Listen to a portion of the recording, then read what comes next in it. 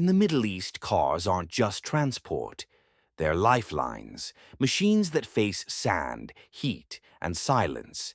And in this part of the world, one brand stands above all others: Toyota. From the endless dunes of Saudi Arabia to the crowded streets of Cairo, Toyotas rule the road. But why? Why does one brand dominate a region where luxury and power are worshipped? Let's break it down. The legend, the logic, and the legacy behind Toyota's Middle Eastern empire.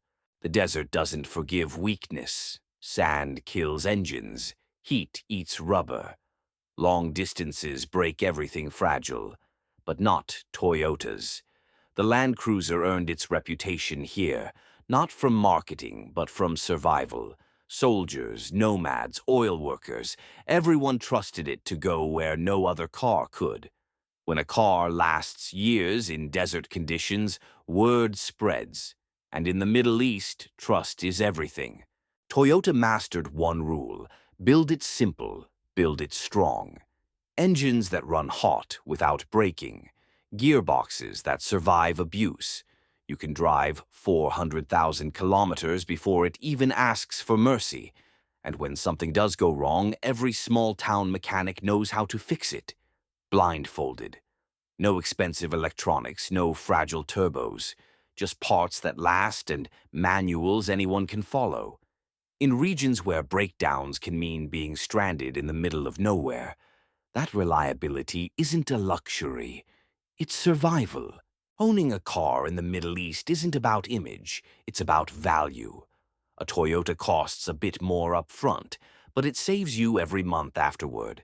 Cheap maintenance, rare breakdowns, and high resale value. You can buy a Hilux, drive it 5 years, and still sell it for a price that shocks most people. Try that with a European car. You'll cry when you see the resale.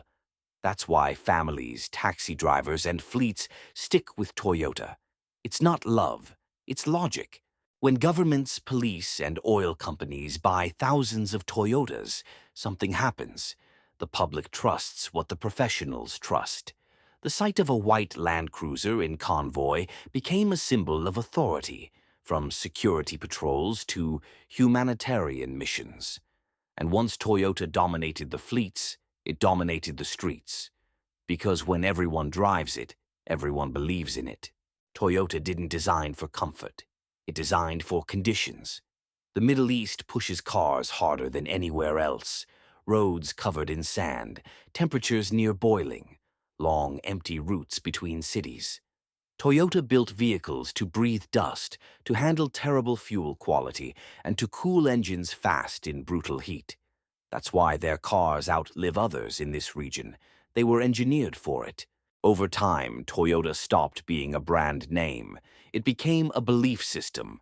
A man who saw his father's 1998 Hilux still running 20 years later doesn't shop around. He buys another Toyota.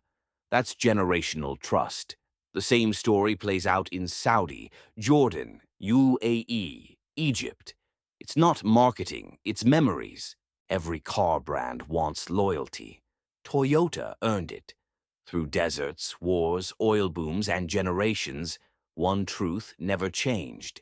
If you need a car that just works, you buy a Toyota. Not for speed, not for prestige, but for peace of mind. And maybe that's why, after all these years, the Middle East is still, and always will be, Toyota country.